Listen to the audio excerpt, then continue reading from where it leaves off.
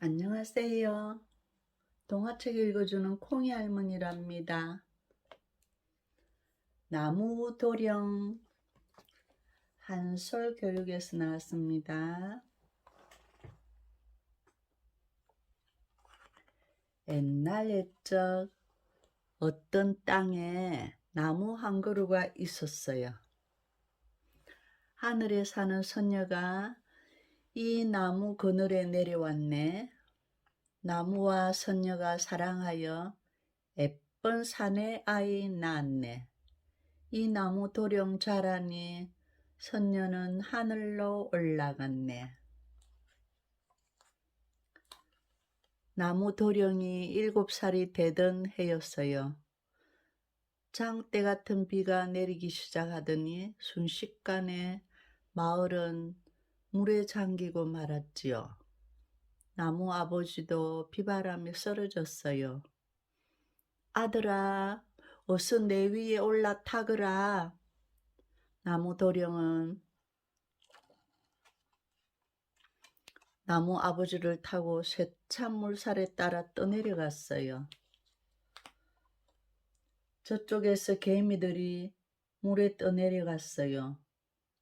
살려줘요, 살려줘요. 나무 도령이 말했어요. 아버지, 저 개미들을 구해줘요. 그러렴 얼마 뒤 모기들이 떠내려왔어요. 살려줘요, 살려줘요. 나무 도령이 말했어요. 아버지, 저 모기들을 구해줘요. 그러렴 또 한참을 가는데 한 아이가 물에 잠겼다가 떠오르며 소리쳤어요. 사람 살려요. 사람 살려요. 나무 도령이 아버지에게 말했어요. 저 아이를 구해줘야겠어요.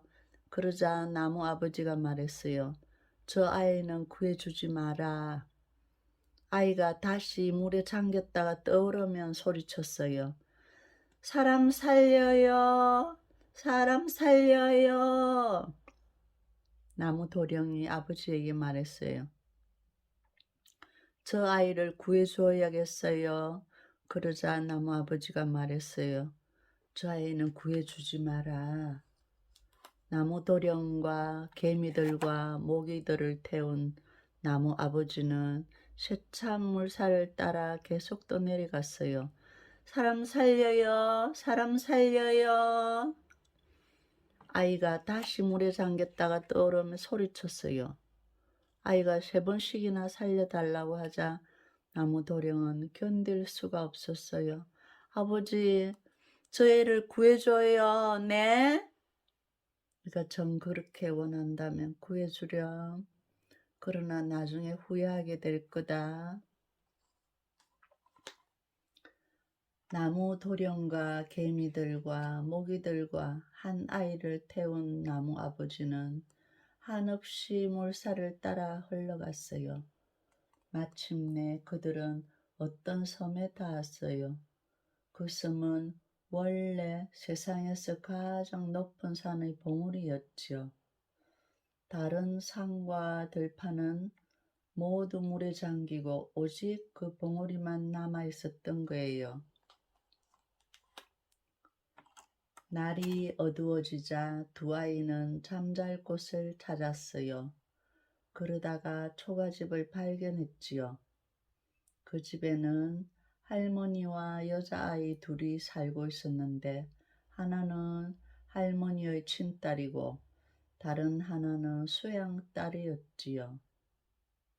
두 아이는 할머니의 집에서 지내게 되었답니다. 비가 그쳤네요. 홍수가 물러갔네요. 두 아이가 산을 내려와 살펴보네요. 아무도 없어요. 아무도 없어요. 홍수가 모든 것을 썰어갔어요. 비가 그쳤네요.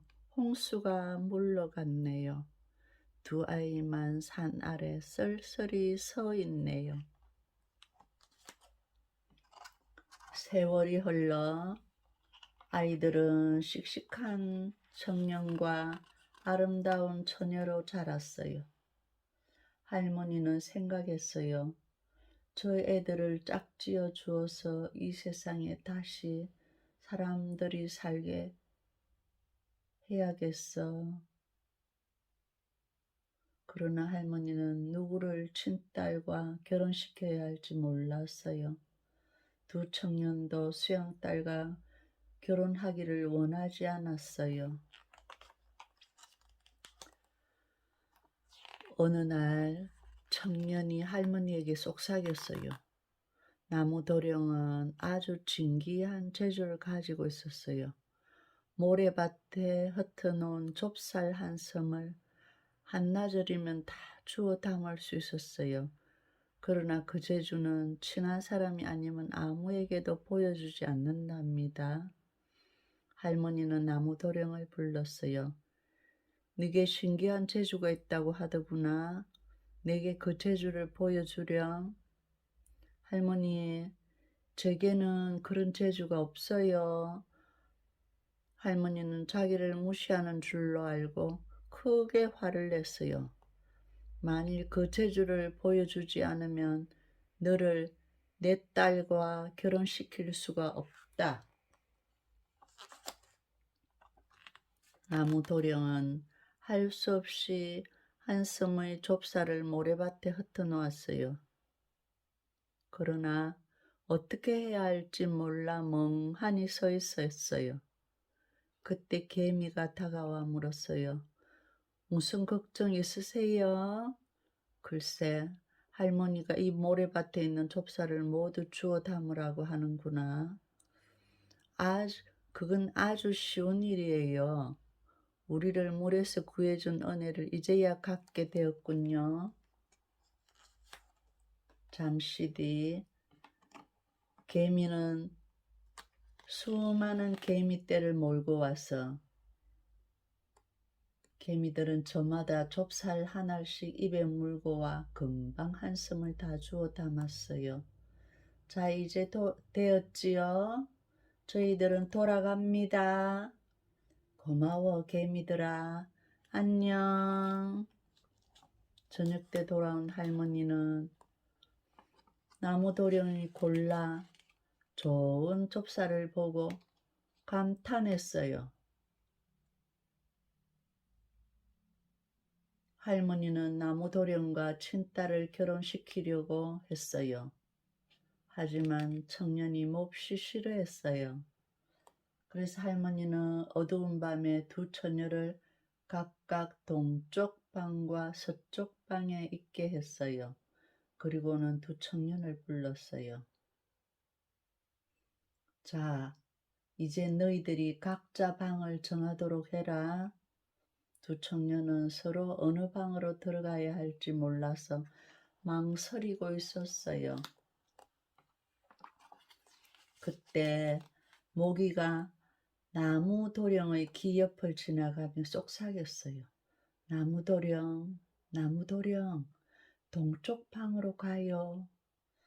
동쪽 방으로 가요. 이 말을 듣고 나무도령은 동쪽 방으로 들어갔어요. 과연 그 방에는 할머니의 친딸이 있었어요. 나무도령은 친딸과 결혼해서 행복하게 잘 살았대요. 모기가 은혜를 갚았어요. 도령에게. 구독, 좋아요도 주세요. 감사합니다.